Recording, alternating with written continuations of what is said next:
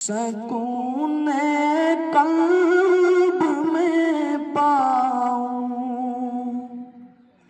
नबी के शहर में जाऊं।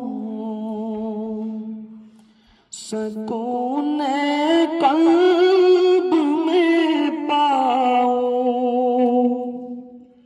न वापिस मुड़ के मैं सकून कल्ब में पाऊं। नबी का नाम लिखता हूँ तो आप से लिखता हूँ। नबी का नाम लिखता तो आप से लिखता हूँ।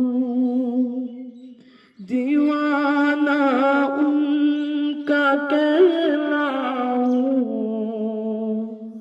दीवाना उनका कहलाऊं।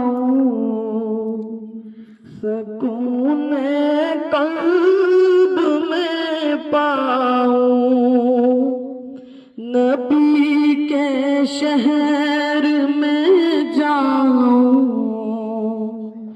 सकून कल्ब